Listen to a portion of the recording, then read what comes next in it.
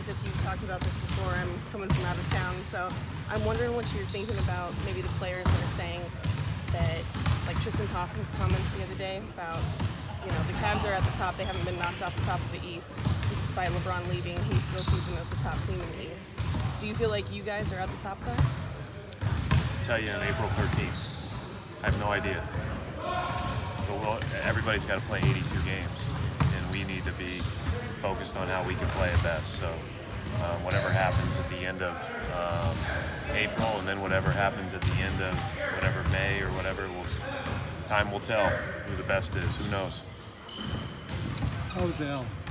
Al's fine. Good to go. He'll play. Yeah.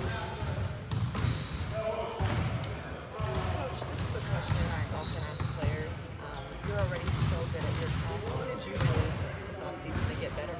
We needed to get a lot better in every which way, so we spent a lot of time right after the season kind of dissecting, you know, what made us good, but also why we came up a little bit short. Obviously, you know, knowing that we were going to add a few more guys that were already on our roster but available to play, being able to figure out how to best go about our emphases, especially on the offensive end.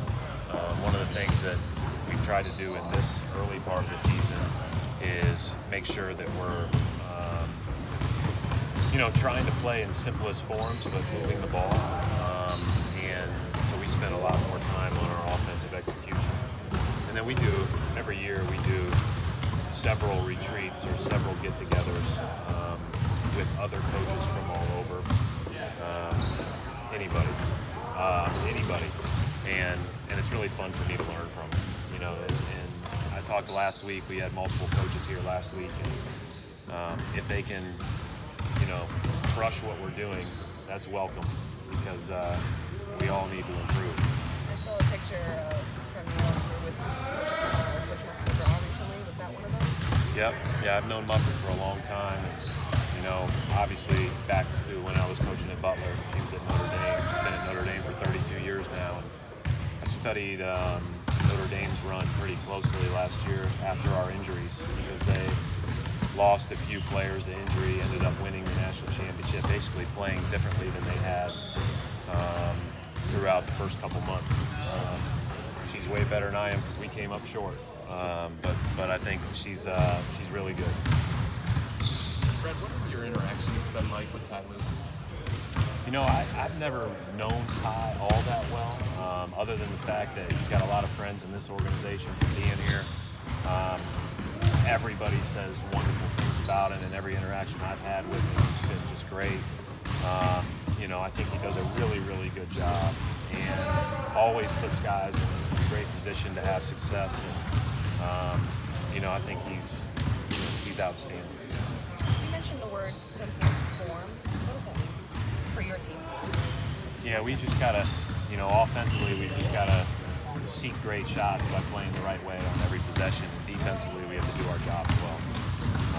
And you know, thus far we've been inconsistent at that through 5 days of training camp, or 6 days, and I guess that's to be expected. But the 2 games showed a lot of issues. What are the types of video clips you and your staff will watch? Basketball related, anything that we can possibly find, from NBA to FIBA to college to high school to whatever. And then, you know, any other motivational things that other people like as well, I guess. As you head into the regular season, are you the kind of guy that sets out like a really specific defined goal for the team? Like, the expectation is that we will play in the Eastern Conference Final, or that we will play in the NBA Finals. Do you say anything like that? When you coach in Boston, regardless of your season and regardless of the expectations before the season, there's only one goal.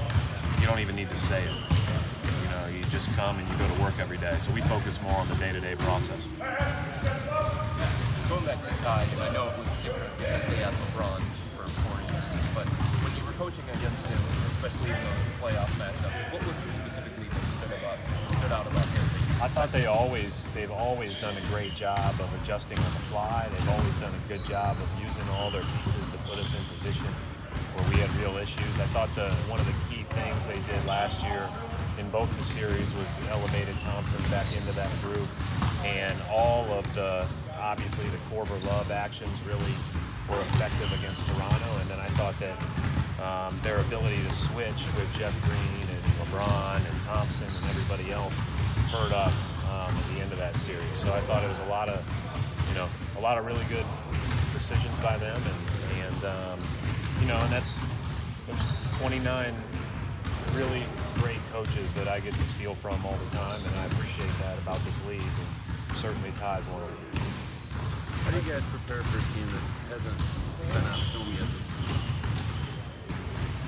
We're not spending much time on our opponents yet. We'll get there starting in game 1. I know this is looking ahead a little bit, but the opener against the Sixers, do you look back at the tape from the playoffs against them? Of course, yeah. I mean, there's no doubt. You watch all 5 of those games, and then you watch all the preseason stuff, and you make your best guess. But like us, they'll have 10 days before they play us, and Brett's really creative, so they'll have a bunch of new stuff. So you got to play your system to the best of your ability, know what you need to know going in, and play a fast game with a clear mind. I know that you said you don't know where you guys are going to be. April 13th is when you'll know where you at are in the East, but do you expect that the Sixers are going to be a team that you'll have to go through eventually? I think the Sixers are really, really good. There's no question about it.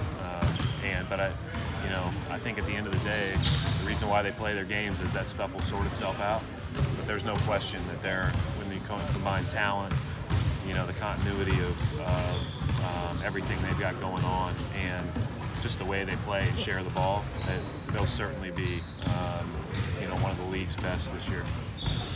Right, there are some that would say that part of the reason why the Cavs were so successful over the last 4 years is because of the talent that they had, and it was independent of Ty as a head coach. What would you say to those people? Ty did a great job coaching that team. I think if you ask any of the players there, any of the people that coached against him, they know. And again, he put them in great positions to be successful. And again, I think he's really good. Are you working on anyone besides Kyrie? No, not that I know of yet. Thank you.